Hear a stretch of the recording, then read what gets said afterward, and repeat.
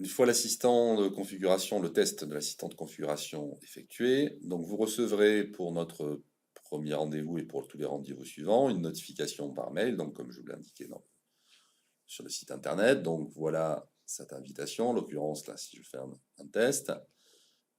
Donc vous cliquez à l'intérieur du mail sur le bouton accéder. Vous arrivez sur la page d'accueil de l'interface, donc vous entrez vos noms et prénoms de manière à ce qu'on puisse correctement vous identifier lors de la participation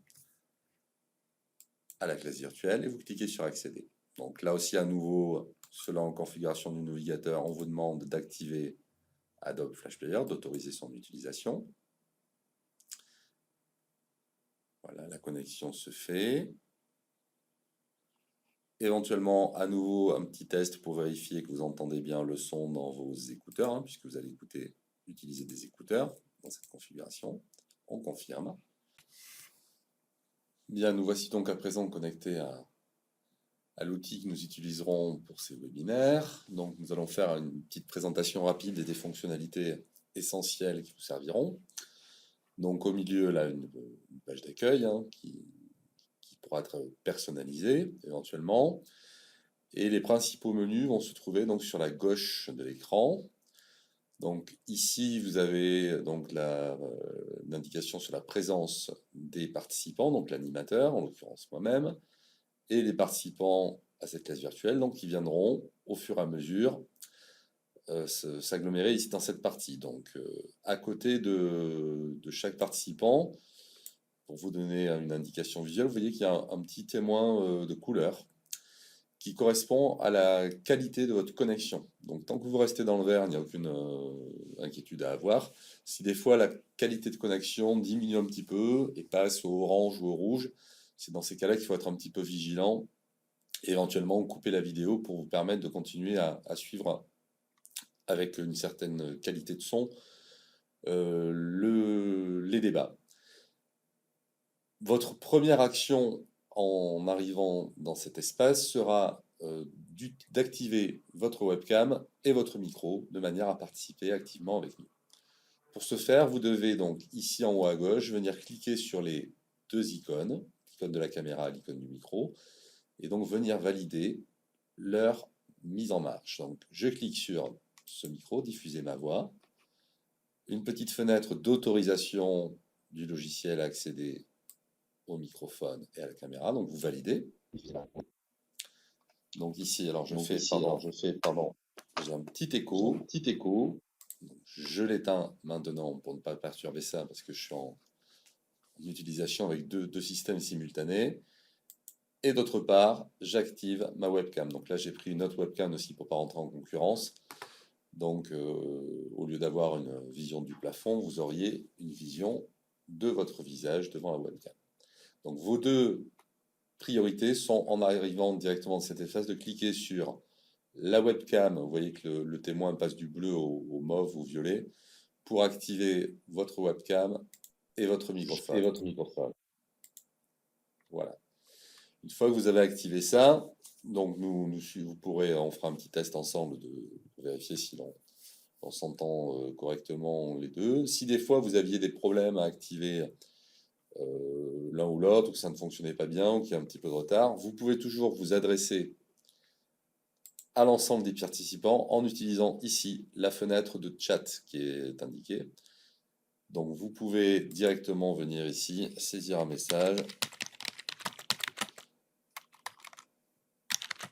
qui sera visible par l'ensemble des participants si vous l'adressez ici en mode public, ou simplement à l'animateur éventuellement si vous l'adressez ici en cliquant sur l'animateur. Donc n'hésitez pas à utiliser cet outil de chat qui permet aussi de ne pas couper le fil de la conversation et de pouvoir soumettre en commentaire une question directement pendant l'intervention de quelqu'un d'autre. Enfin, le dernier outil de régulation sera ici en haut à gauche, cette main, qui permet de réguler un petit peu les prises de parole et de s'assurer du bon suivi des participants. Donc, je pourrais vous demander, le cas échéant, de dire effectivement si tout le monde entend bien, si tout le monde a bien vu un document que je projette, éventuellement, ou des choses comme ça. Donc, je vous demanderai, plutôt que de donner la parole à chacun, d'utiliser les petites icônes qui sont présentes ici. Donc, vous avez une icône qui permet de dire ben, je suis d'accord, je ne suis pas d'accord, j'ai compris, je ne comprends pas. Donc, on peut valider ses choix en cliquant ici. Et vous voyez que donc cette main, cette icône apparaît en témoin visuel de votre ligne. Donc, si j'interroge l'ensemble du groupe en disant c'est bon, tout le monde a bien compris, que j'ai tous les pouces levés, ça m'indique à moi que je peux continuer. Et une fois que on est passé à autre chose, vous pouvez revenir à aucun état. Et celle qui sera importante aussi, ce sera pour prendre la parole, de manière à ne pas couper de manière intempestive. C'est un problème un petit peu de régulation du groupe, de manière à rester dans une écoute convenable et dans un confort relatif, de manière à ne pas parasiter un petit peu, je dirais, le fil de l'activité. Vous pouvez lever la main. Donc voilà, moi en tant qu'animateur, j'ai un petit signal sonore et je vois ici que un des participants, en levant la main, souhaite prendre la parole. Donc dès que un des acteurs a terminé de parler ou dès que j'ai terminé mon exposé, je peux donner la parole à celui qui l'a demandé. Donc moi, en tant qu'animateur, ces demandes de prise de parole arrivent dans un ordre chronologique. Donc là aussi également, une fois que vous avez eu la parole, pensez à désactiver ici, aucun état. Et vous pourrez vous-même être autonome dans la gestion de votre microphone. Une fois que la webcam est lancée, on la laisse ouverte. Mais de manière là aussi à éviter les bruits parasites, si vous êtes en train de saisir à côté sur votre clavier, si vous êtes voilà, un petit peu perturbé, de manière à ce que tous les fonds sonores ne soient pas audibles par tout le monde. Prenez l'habitude, quand vous souhaitez prendre la parole ou quand on vous donne la parole, vous activez votre micro. Et quand vous avez terminé, vous désactivez le micro. Voilà pour les principales fonctionnalités. Nous verrons les autres ensemble directement lors de ces sessions.